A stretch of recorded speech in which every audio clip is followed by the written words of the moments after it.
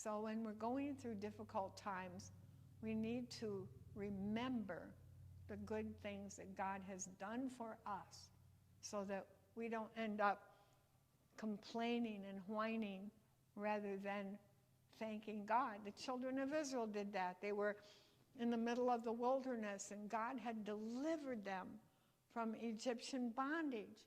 He sent them a deliverer, Moses and Aaron, and he pronounced to them that they're going to be delivered. And he sent the plagues on the Egyptians who refused to let them go, to prove to them that he indeed is God. Already told them, I'm going to harden his heart, and he's not going to let you go so that I can prove that their gods are not gods, so that I can prove that I am God, I am the Lord. For Pharaoh said, who's God that I would let these people go? I don't know him. Well, he would see the manifest presence and power of God when he sent the plagues to release the people from bondage. And they went out with a high hand. And they were rejoicing and singing. Pharaoh's army was drowned in the sea, and all the chariots were gone, and all their enemies that were chasing them, they saw them no more, just as God said. So they're rejoicing, and they're singing, and they're dancing, and they're praising and worshiping God. And shortly after that, they're complaining because of the water that was bitter.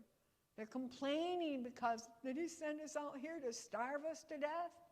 There's no food in this wilderness. There's no place for us to plant and to harvest food. What are we going to do? And many times they tested his patience and his love. And in all of those times, even though they complained and they whined and they spoke against God who delivered them and sent them out with a high hand and brought water out of the rock and gave them angels food and poured out manna every day, more than enough for them to gather for themselves and their families, that their clothes did not wear out, their feet did not swell. He was a cloud by day, fire by night. He was there in his manifest presence to protect them and keep them and lead them every step of the way. They still found fault with God. They still complained against him. They still rebelled against him. They still dishonored and disrespected him. And how many times in our lives, and can you think about the times in your life when you did the same thing?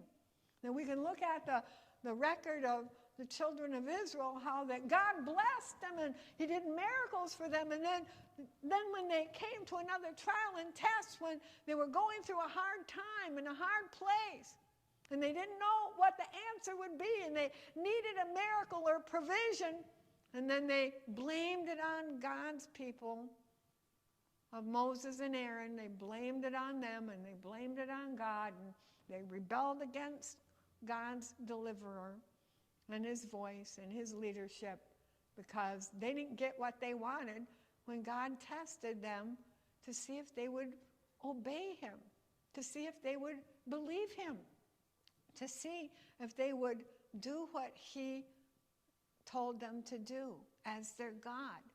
And sometimes we get in a position where we have come out of a blessing, then we're in another wilderness experience, and we're going through pain and suffering and questions and difficulties that we have no answer to, that there's no person, place, or thing that can bring us out of these trials, and we can complain against God.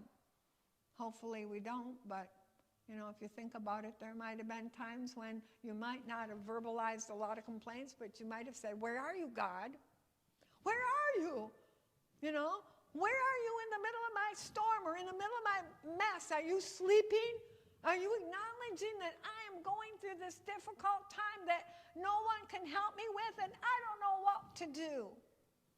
Even though he's done many things for us in the past, we're going to go through times today, tomorrow, again and again, because this is our earthly sojourn, and it's a walk by faith.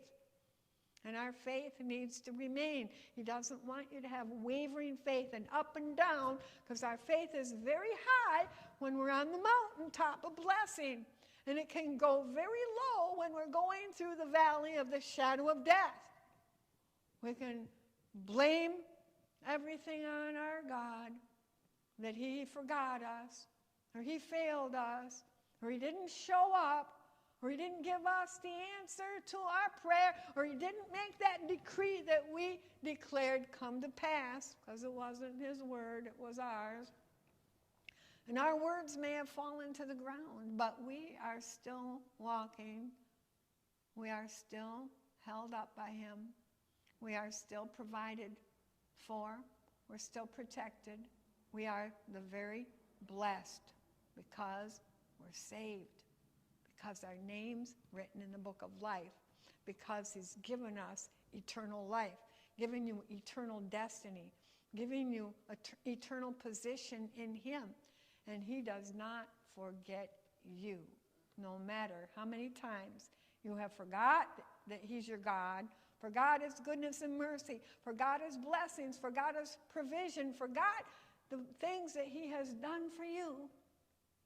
He has not forgotten you, nor will he forget his word that he watches over to perform, nor will he forget his covenant relationship with you, nor will he forget what he has decreed and declared over your life.